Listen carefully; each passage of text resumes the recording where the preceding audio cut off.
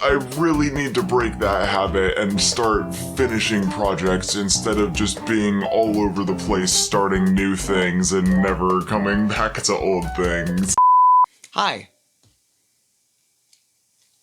I whipped this thing up last Tuesday.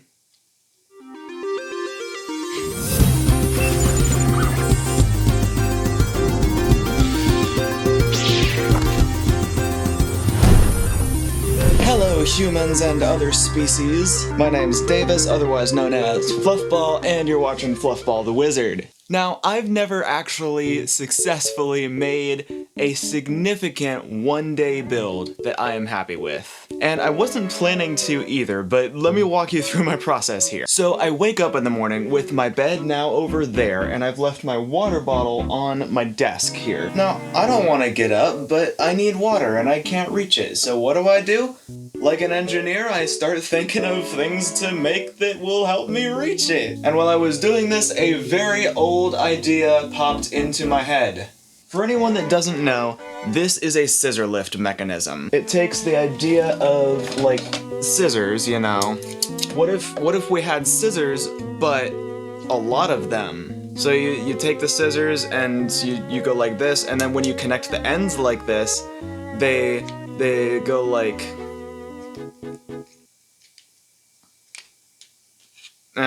Point is, they go like this. Now, typically outside of like industrial construction equipment, I find these really gimmicky and not that useful. But when you have something that needs to be small in 2 of its 3 dimensions and quickly expand or retract to several times its height, they don't really disappoint.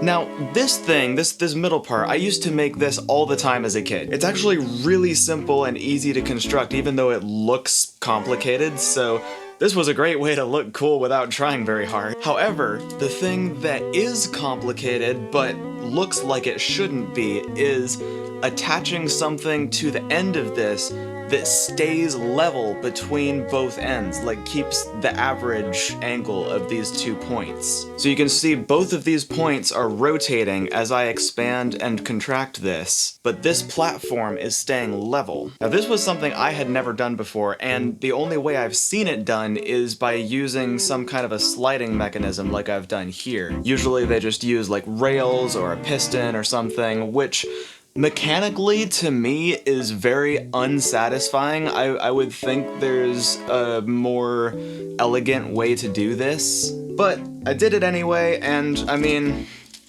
it does work pretty well. For the other end, I just made little holes so that you can use this like actual scissors and put your hands in there, you know? So there's that's that part done. But then came the part that I had only dreamed of, getting a claw on the end. Now, making a claw out of Lego is pretty easy, and I've done that separately a few times as well as a kid. And there are a lot of ways to do this. One that I thought of was something I used to have a lot. I don't have any right now that I can show you, but I'll put a picture on the screen. Those little squeezy robo-claw things that you would use as a kid, I used to be obsessed with those. Those were freaking awesome. And the way they usually work is there's like a cable or something tied to the handle that goes up through the arm, and then goes like up around and grabs onto something on the claw that makes it close when you pull it. And I tried so many different mechanisms based on that, but to get the claw operational from the handle while it's in any position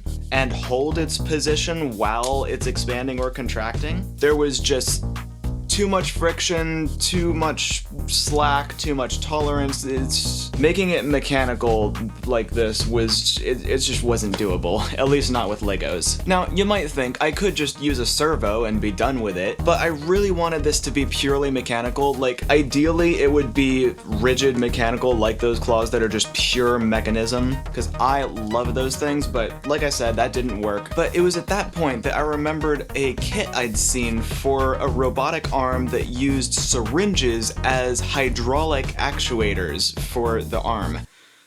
I don't have syringes and hydraulics are messy, so I decided to go pneumatic. LEGO actually does make official pneumatic parts, which I used extensively in my days as a summer camp assistant for Playwell Technologies, and I happen to have some parts on hand. In fact, the only things that aren't official LEGO in this whole build are this air tank that I made out of an old ping pong ball a really long time ago, because LEGO does sell official air tanks, but they're super expensive, and this silicone tubing that I used as air hose. I think LEGO does make official tubing as well, but that's also super expensive. I put the switch so that it's accessible with a single finger, and that will change the pressure of the air tank from expanding the piston to contracting the piston, and I put the pump so that it can be activated with your thumb. So really, this whole thing can be operated entirely with one hand. At least your right hand. I could make a mirrored version for left. It bothers me that this isn't ambidextrous,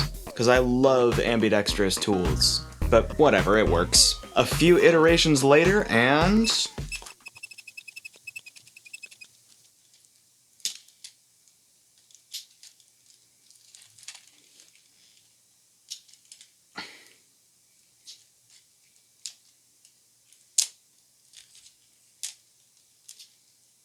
it freaking works. With the exception of ordering this extra long tubing and having to wait for that, I constructed this whole thing in under 24 hours.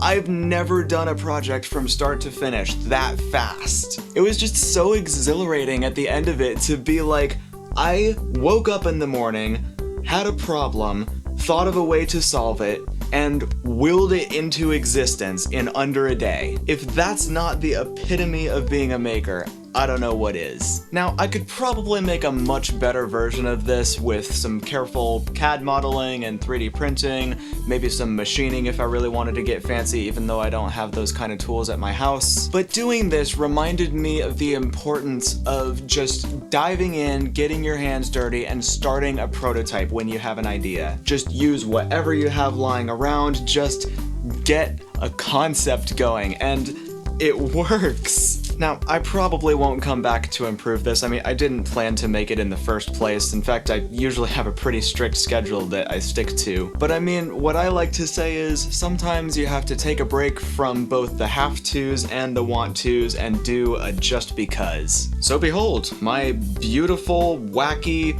completely impractical, one-day project that I made because I flipping felt like it. If you enjoyed this project, there's a button for that, and if you really loved it, maybe you'd consider subscribing. I appreciate every one of you, and it really helps me out a lot. If you want to support me even further, and make it possible for me to make better versions of stuff like this, so it's not all you can support me through Patreon, and that would be absolutely amazing. Just sign up for whatever you can afford, every dollar counts, and every dollar goes right back at you in the form of quality content and equipment upgrades and just everything. Plus you get some pretty cool, snazzy benefits. Right, I think that's all for this video, so until next time, make something, sing something, hug someone, and I will catch you all later. Hello! And this silicone hosing that I used for the hose. No, that's not.